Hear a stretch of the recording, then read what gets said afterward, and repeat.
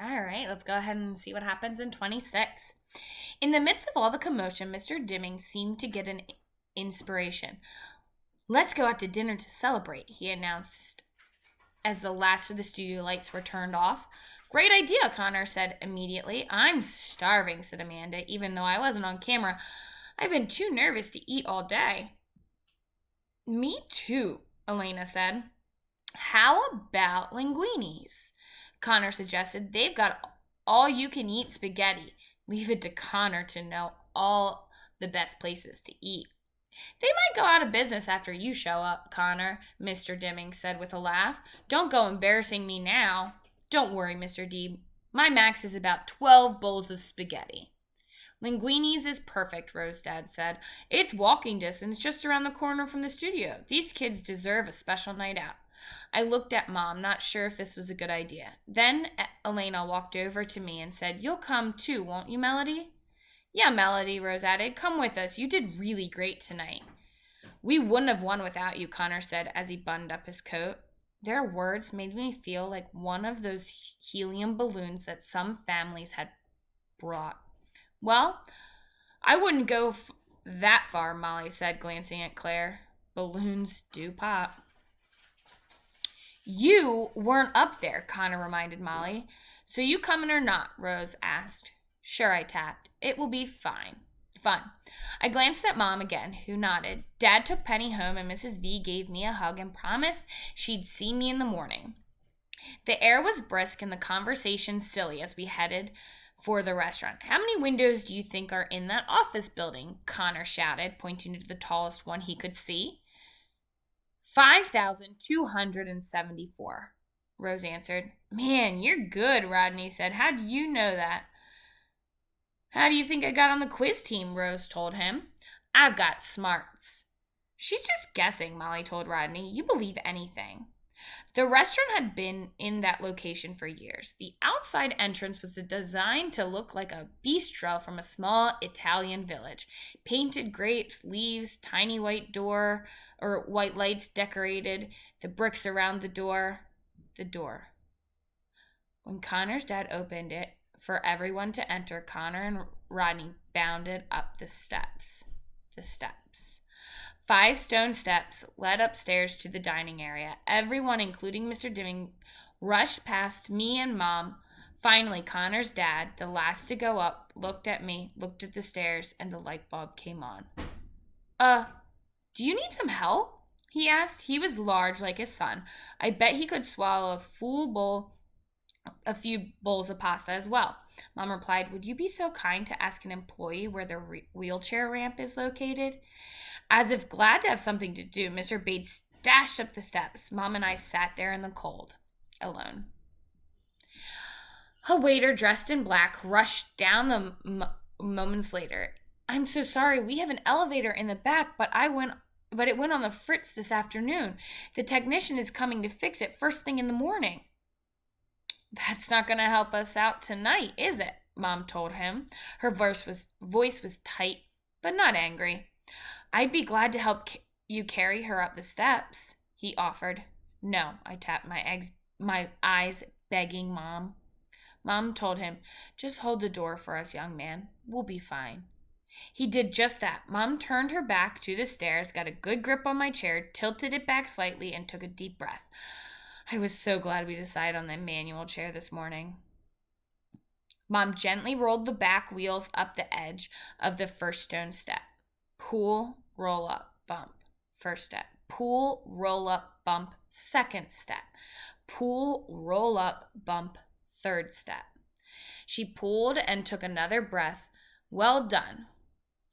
We'd done this before many times. Pull, roll up, bump. Fourth step.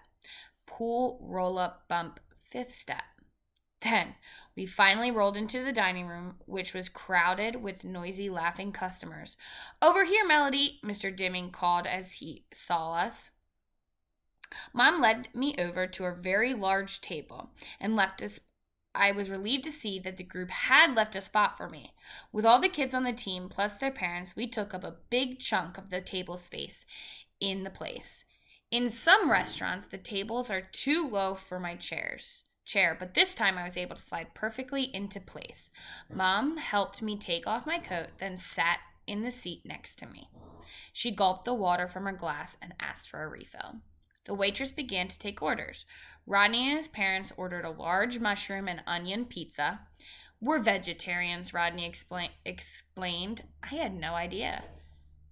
Can I get a steak, Dad? Connor asked. His dad clapped him on the back. Sure, I think I'll have one myself. For this one night, you get anything you want. Connor's eyes got large. A whole chocolate cake? You'll barf, boy, his dad replied. I want the pasta delight, Rose told the waitress, with extra cheese. Me too, said Amanda. May I have the spaghetti and meatballs, please? Elena asked. Claire and Molly both ordered lasagna.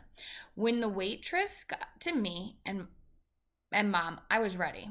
I'll have mac and cheese, please, I made Elvira say. The waitress looked a little surprised since most of the machine was tucked under the table, but she was cool and acted as if she got orders from Medi-Talkers every day. Sure, hun. Coming right up. You want some salad with that? No, thanks. She gave me a real big smile, then took Mom's order. Only my mom would order baked fish at an Italian restaurant.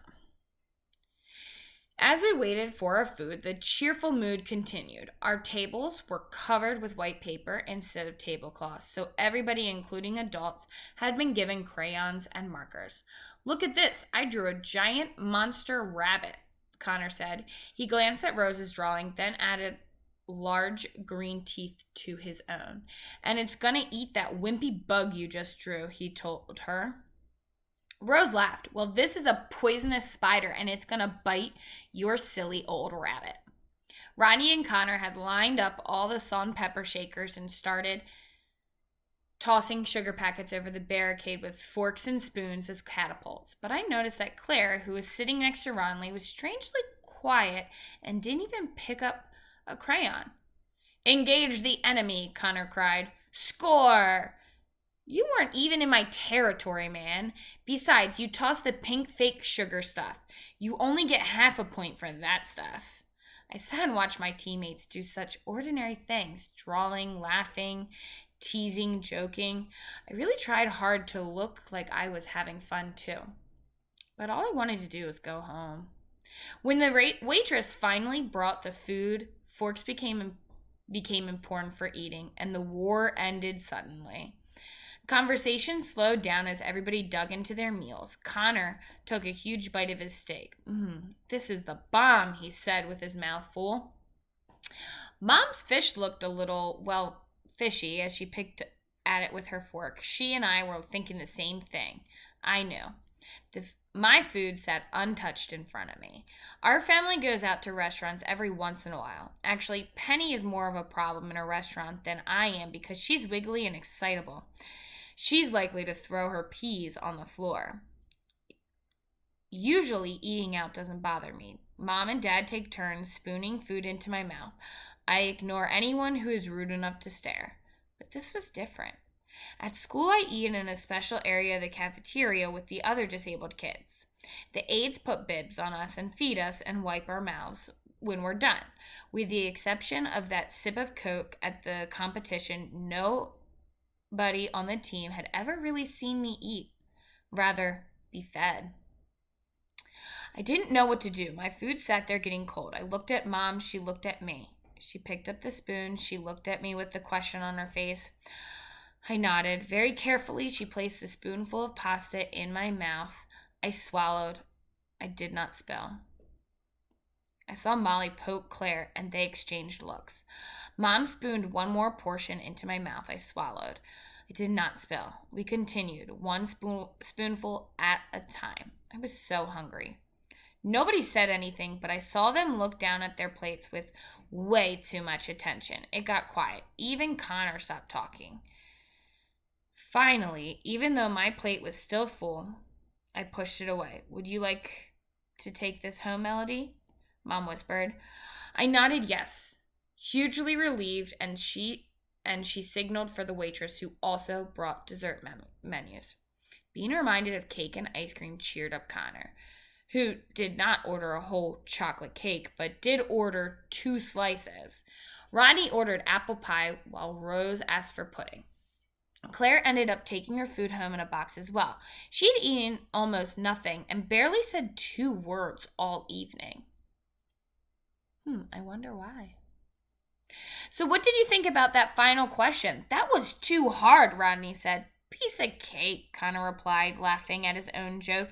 He smeared whipped cream over his second piece of cake. Did you see the hair on the announcer? Amanda teased. It never moved.